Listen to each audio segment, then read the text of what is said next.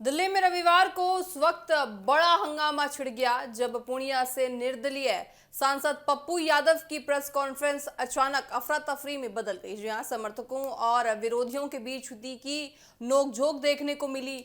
देखते ही देखते हाथापाई में पूरी तरह से माहौल बदल गया। हालात इतने बिगड़ गए कि सुरक्षा कर्मियों को बीच बचाव करना पड़ा और एक व्यक्ति को हिरासत में भी लिया गया। शुरुआती जानकारी के मुताबिक आपको बताएं कि उस वक्त के पास चाकू भी मिला, जिसके बाद पूरे घटनाक्रम ने गंभीर मोड़ ले लिया। दरअसल पप्पू यादव हाल के दिनों में राम मंदिर से जुड़े विवाद और अपने खिलाफ दर्ज शिकायतों पर मीडिया से बात कर रहे थे। इसी दौरान प्रेस कॉन्फ्रेंस में मौजूद एक व्यक्ति ने उनके विरोध में सवाल उठाने शुरू कर दिए।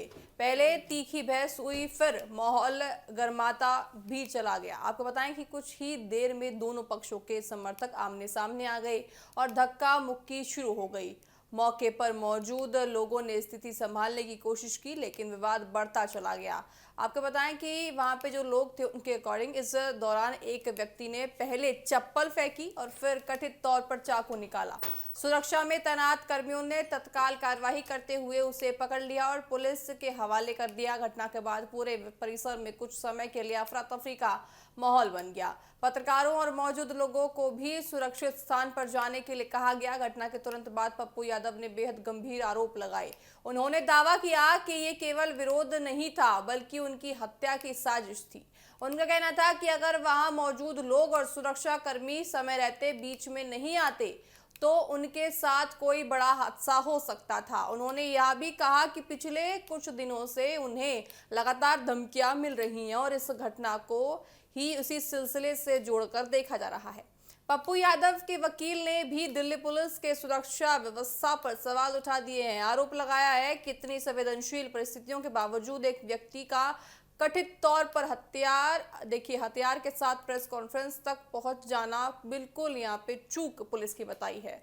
उन्होंने पूरे मामले की निष्पक्ष जांच की मांग करते हुए कहा कि यह सामान्य विरोध नहीं, बल्कि सुनियोजित साजिश की आशंका मामला बताया जा रहा है, यानी कि पहले से सोची समझी साजिश थी। गौरतलब देखिए यह है कि पिछले कुछ दिनों से पप्पू यादव लगातार सुर्खियों में है। संसद परिसर में राम मंदिर में चढ़ावा के मुद्दे पर उनकी पूरी तरह से प्रतीकात्मक प्रदर्शन को लेकर विवाद खड़ा हो गया था। इस मामले में उनके खिलाफ शिकायत दर्ज कराई गई और राजनीतिक बहस भी तेज हो गई। पप्पू यादव लगातार कहते रहे हैं कि उनका विरोध किसी धर्म या आस्था से नहीं, बल्कि कथित भ्रष्टाचार के खिलाफ है।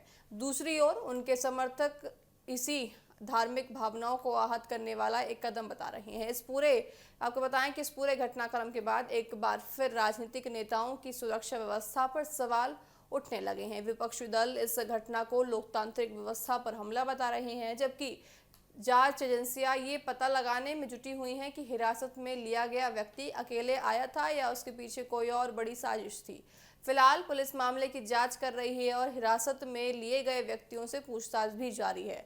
फिलहाल देखिए इतना तय है कि एक साधारण प्रेस कॉन्फ्रेंस कुछ ही मिनटों में राजनीतिक टकराव, सुरक्षा चूक और कथित हत्या की साजिश के आरोपों का केंद्र बन गई है। अब सबकी नजर पुलिस जांच पर है, क्योंकि जांच के बाद ही ये साफ हो सकेगा कि ये सिर्फ विरोध प्रदर्शन था या वास्तव में किसी बड़ी साजिश की एक चूक थी।